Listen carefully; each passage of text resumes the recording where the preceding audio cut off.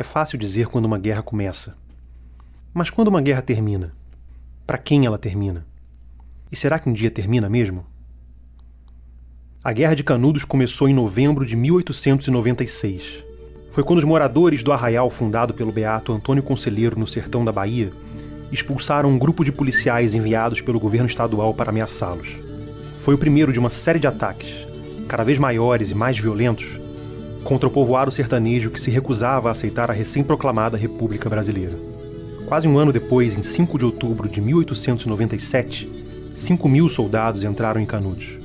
No arraial que chegou a reunir 25.000 habitantes, atraídos de todos os cantos do sertão pela promessa de uma vida melhor, restavam apenas 4 pessoas: um velho, 2 homens e uma criança.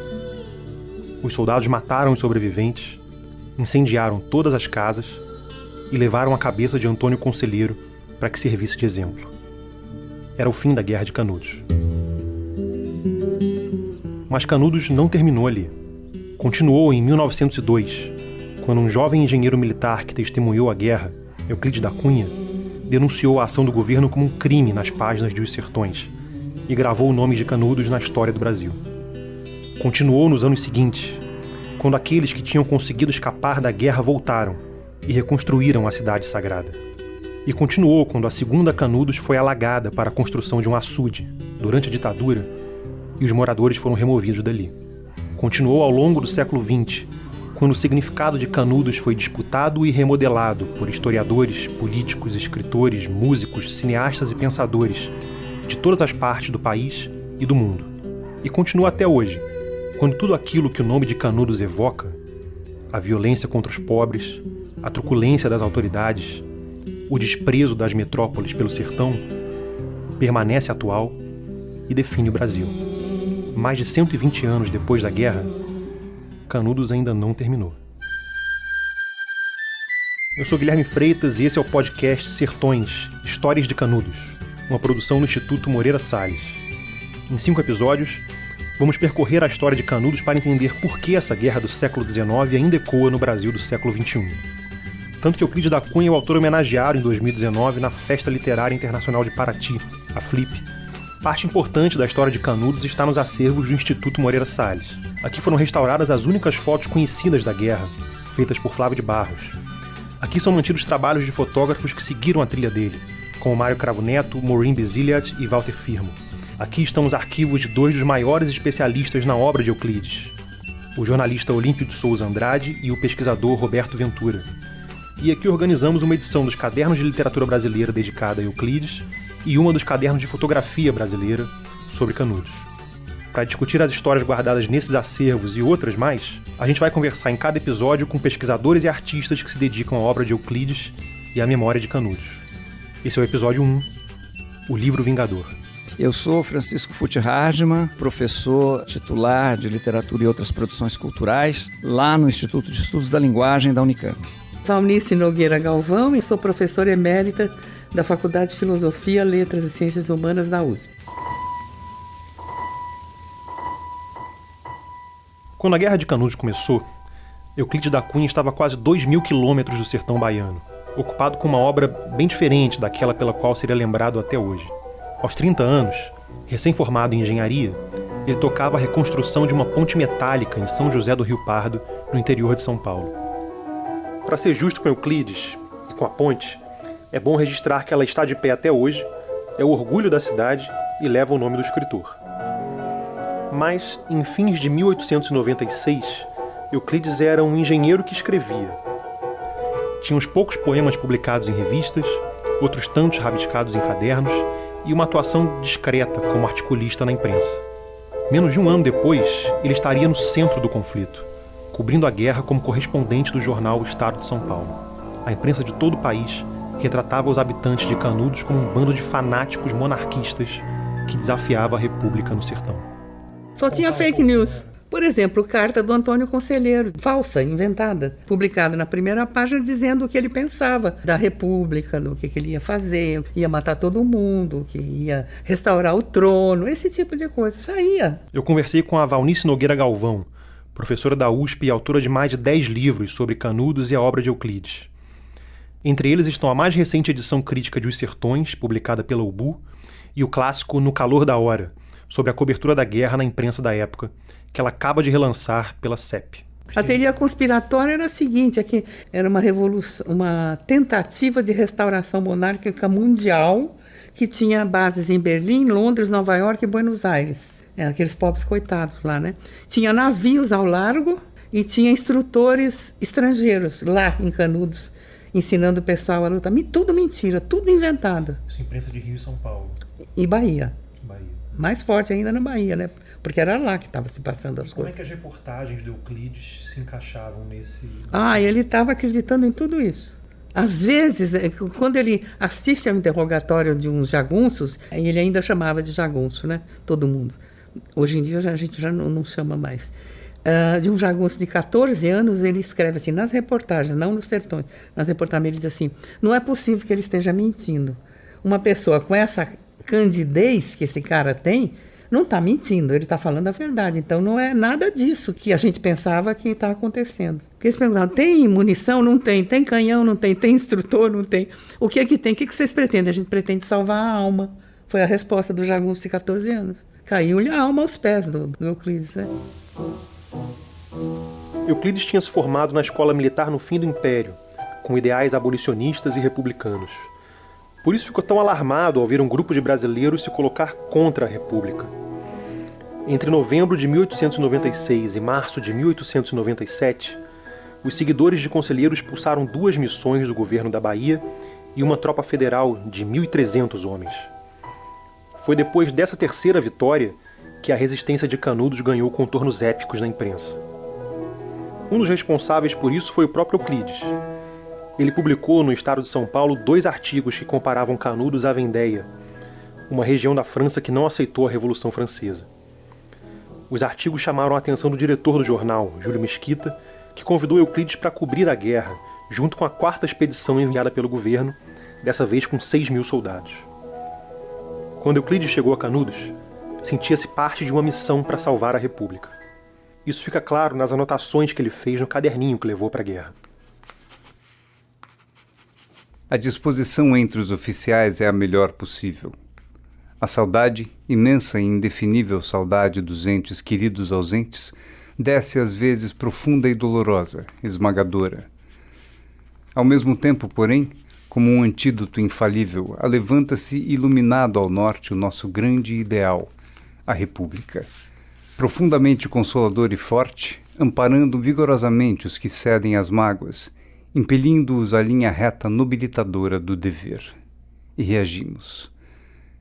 Eu nunca pensei que essa noção abstrata da pátria fosse tão ampla que, traduzindo em síntese admirável todas as nossas afeições, pudesse consolar tanto aos que se afastam dos lares tranquilos, demandando a agitação das lutas e dos perigos. Compreendo-o agora.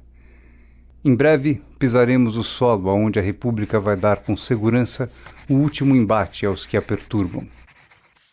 Esse é um trecho que Euclides escreveu a bordo do navio que levou para a Bahia junto com as tropas. Ignorada por muito tempo, a caderneta de campo só foi publicada em 1975, mais de 6 décadas depois da morte do autor, depois de ser transcrita pelo jornalista Olímpio de Souza Andrade. Olímpio era um apaixonado pela obra de Euclides, e é autor de um livro essencial sobre ela, chamado História e Interpretação de Os Sertões, de 1960. O caderninho original de Euclides está sob guarda do Instituto Histórico e Geográfico Brasileiro, e a cópia transcrita por Olímpio está nos acervos do IMS. Euclides chegou ao acampamento militar nos arredores de Canudos no início de setembro, na fase decisiva da guerra. De botas envernizadas e calças de seda, ele se destacava no cenário degradado pelo longo conflito.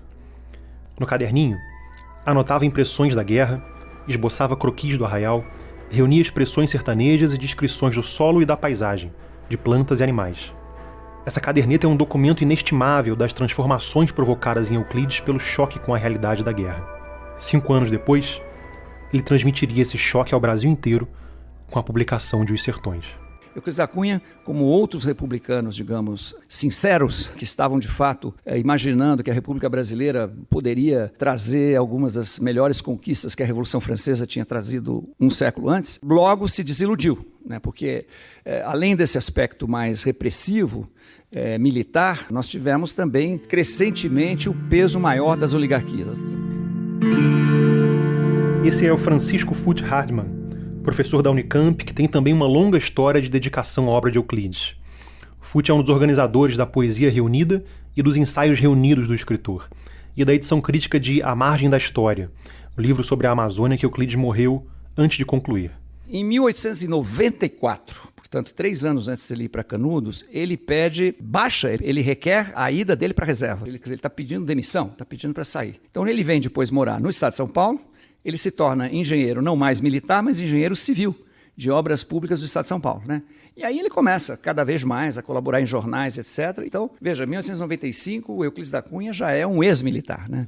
Então, quando ele vai para Canudos, num primeiro momento é uma coisa contraditória. Ele vai para um teatro da guerra, que é um observatório ali onde ficavam os comandantes, né? O alto comando do exército durante a repressão. Ele está vendo os últimos dias, né, de Canudos. Os militares davam a ele acesso a essa posição, né? Isso revela que ele ainda tinha muito prestígio, né? Era benquisto, né? Ele tinha escrito A Nossa Vendéia, como se a revolta de Canudos fosse um movimento restauracionista, né, do Império, que era a versão oficial. Isso é bastante mais complexo, né? E, portanto, era um movimento de traição. Mas já, então, vendo aquela situação, ali ele viu cruamente, né, o final da guerra e se deu conta, então, do que estava acontecendo, quer dizer, um massacre de uma população camponesa, pobre, com uma diferença brutal de armas, né, de poder bélico com relação ao exército, que assim mesmo que tinha enfrentado e vencido 3 expedições militares, né, e a 4ª expedição é a expedição que finalmente põe fim ao movimento. Então,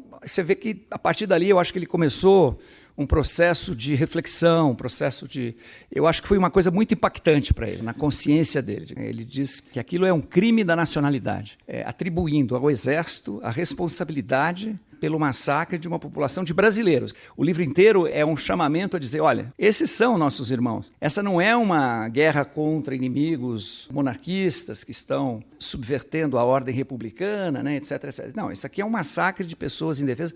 Esses são brasileiros, essa figura toda do sertanejo que ele vai constituindo, né? Então ele, olha, Brasil, uma civilização voltada para o Atlântico, com os olhos postos na Europa. Essa civilização, em parte, é uma civilização, portanto, postiça.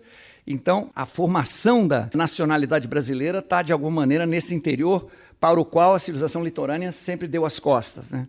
Na hora, houve uma reação muito violenta de todo mundo ficar ofendido e insultado, né? Mas, ao mesmo tempo, houve um movimento paralelo de aceitação do livro que, a meu ver, é um grande meia-culpa. As elites, vamos dizer assim, não era todo mundo. Mas o pessoal estava com remorso, porque depois que acabou a guerra, que todo mundo viu o que era. Na verdade, não era nada, entende? Não tinha sentido cometer um genocídio daqueles. Mandaram 23 canhões. Os caras não tinham nem arma. Eles pegaram a arma do exército, que os soldados deixavam cair, coisa assim. A bala que eles usavam era pedregulho. Quer dizer, é um absurdo o que aconteceu, né? E todo mundo estava com um remorso danado. E era um remorso público e coletivo que os sertões encarnam. Uma mudança de ponto de vista e de lealdade, né? Ele chega lá como aliado do exército e ele sai como aliado dos canudenses. Por isso que o livro é tão impressionante, Os Sertões. É a descrição interna que ele faz dessa virada de consciência. Isso é genial. E onde na caderneta a gente sente? Nessas escolhas que ele faz, de dados que ele vai reelaborar nos sertões e outros que ele não vai, que ele vai abandonar lá. E aí o Euclides, rara cabeça entre aqueles todos, ele percebe que não era nada disso, que estava massacrando era a plebe brasileira, uns pobres coitados que nem armados eram e nem sabiam ler, entende? E você nota que o processo aí era o retorno do reprimido, quer dizer, o Brasil estava tentando escapar do atraso da monarquia e da escravidão e da religião, estava separando a igreja do Estado. E vai lá e tem esse monte de gente que quer um retrocesso. Tem que fazer o quê? O genocídio, mata todo mundo. Que foi o que aconteceu. Aí o Euclides botou a mão na cabeça e disse, eu não sou Não foi para isso que eu fui criado e que eu estudei, para massacrar pobre brasileiro. Ele escreve um livro inteiro pedindo que eles sejam incorporados à nacionalidade, que eles sejam considerados brasileiros, que não eram, né? Mas o que Euclides viu para provocar tamanha mudança de consciência? Em Os Sertões, foi assim que ele descreveu sua primeira incursão ao Arraial, quando enfim viu com os próprios olhos o que tinha sido feito a Canudos em nome da República. Percorria-se ao cabo quase todo o Arraial. A 28, o general em chefe e o comandante da 2ª coluna realizaram, com os estados-maiores respectivos, este passeio atraentíssimo. Seguiram a princípio pelo alto das colinas à direita do acampamento, e depois de uma inflexão à esquerda, descendo por dentro da sanga flexuosa, avançaram até toparem as primeiras casas, e simultaneamente esparsos, jazentes a esmo sobre montes de esteios, traves e ripas carbonizadas, os primeiros cadáveres insepultos do inimigo. Tinha-se neste momento a impressão de uma entrada em velha necrópole que surgisse, desvendando-se de repente à flor da terra. As ruínas agravavam a desordem das pequenas vivendas, construídas ao acaso, defrontando-se em bitesgas de 1 metro de largo, empachadas pelos tetos de argila abatidos, de sorte que a marcha se fazia adstrita a desvios tortuosos e longos, e a cada passo, passando junto aos casebres que ainda permaneciam de pé, oscilantes e arrombados, livres ainda das chamas, despontava ante o visitante atônito um traço pungente da vida angustiosa que se atravessara ali dentro. Dizia-o mais expressiva a nudez dos cadáveres. Estavam em todas as posições, estendidos, de supino, face para os céus, desnudos os peitos onde se viam os bentinhos prediletos, inflexos no último crispar da agonia, mal vistos às vezes, caídos sob madeiramentos ou de bruços sobre as trincheiras improvisadas, na atitude de combate em que escolhera a morte. Em todos, nos corpos emagrecidos e nas vestes em pedaços, liam-se as provações sofridas. Alguns ardiam lentamente sem chamas, revelados por tênues fios de fumaça que se alteavam em diversos pontos. Outros, incinerados, se desenhavam salteadamente nítidos, esbatida a brancura das cinzas no chão poento e pardo, à maneira de toscas e grandes caricaturas feitas a giz. Seguia-se. A marcha gradativamente se tornava mais penosa, através de entulhos sucessivos de um esterquilínio pavoroso. A soldadesca, varejando as casas, pusera fora às portas, entupindo os becos e monturos, toda a ciscalhagem de trastes em pedaços, de envolta com a farragem de molambos inclassificáveis, pequenos baús de cedro, bancos e giraus grosseiros, redes em fiapos, berços de cipó e balaios de taquara, jacás sem fundo, roupas de algodão de cor indefinível, vasilhames amassados de ferro, caqueiradas de pratos e xícaras e garrafas, oratórios de todos os feitios, broacas de couro cru, alpercatas imprestáveis, candeeiros amolgados de azeite, canos estrondados de trabucos, lascas de ferrões ou fueiros, caxeringuengues rombos. E nestes acervos, nada, o mais simples objeto, que não delatasse uma existência miseranda e primitiva. Pululavam rosários de toda a espécie, dos mais simples, de contas policrômicas de vidro, aos mais caprichosos, feitos de oricuris, e igualmente inúmeras, rocas e fusos, usança avoenga tenazmente conservada, como tantas outras pelas mulheres sertanejas. Sobre tudo aquilo, incontáveis, esparsos pelo solo, apisoados, rasgados, registros, cartas santas, benditos em quaderninhos costurados, doutrinas cristãs velhíssimas, imagens amarfanhadas de santos milagreiros, verônicas encardidas, crucifixos partidos, e figas, e cruzes, e bentinhos imundos. Isso aconteceu em 29 de setembro, menos de uma semana antes de 5.000 soldados raivosos se depararem com os 4 últimos sobreviventes. Mas isso Euclides não viu. Debilitado pela febre e pelas péssimas condições do front, ele abandonou Canudos em 3 de outubro, 2 dias antes do assalto final. soube do fim da guerra no hospital, em Salvador. E assim como grande parte da imprensa, celebrou a vitória. E não mencionou o massacre em suas reportagens. Levaria 5 anos para acertar contas com a ruína de seus ideais e dizer com todas as letras o que a guerra tinha sido. Na significação integral da palavra, um crime. Estampou essa advertência já na abertura de Os Sertões, que ele viria a chamar de seu livro vingador. Para Foote, toda a obra de Euclides está marcada pela ideia de ruína. Eu acho que a ruína, no caso dos sertões, ela está associada imediatamente à própria paisagem da guerra, né? Na terra, a terra do sertão, ela é já também uma terra em parte arruinada, né? É a terra que está erodida, né? por todas essas transformações geológicas, né? Que levaram então a essa escassez relativa e grande de água, né? E que então toda essa natureza é uma natureza retorcida, né? Ele trabalha muito com essas imagens, aquelas plantas da caatinga, etc. Então você pode ver a paisagem do sertão também como uma paisagem, em parte como uma paisagem arruinada, né? de uma longa história do planeta, né? A visão política dele também, quer dizer, a ideia de que aquele regime que veio propondo, né, uma espécie de revolução a partir do fim do trabalho escravo, né, e do fim da monarquia, e que logo produz uma nova acomodação, né, por cima, né, quer dizer, de um lado, enfim, exército, de outro lado as oligarquias se recompondo. Então eu acho que existe também essa coisa, a ruína do regime, né, o tema da ruína precoce, né. Eu acho que está em vários aspectos dessa nossa modernidade. Foi em meio a essas ruínas que Euclides construiu um monumento. Ele construiu um monumento literário, tá? Não é a mais importante insurreição brasileira, nem a mais cruelmente exterminada. Não é o pior genocídio. A insurreição do Contestado, que foi aqui no Sul, durou vários anos, não durou pouquinho que durou Canudos, e comprometeu 2 ou 3 estados. Quer dizer, foi uma coisa longa, muito mais tempo tomado, muito mais confusão, etc. Alguém ouve falar nela? Ninguém. Porque ninguém escreveu Sertões sobre o Contestado. E a denúncia do genocídio, né?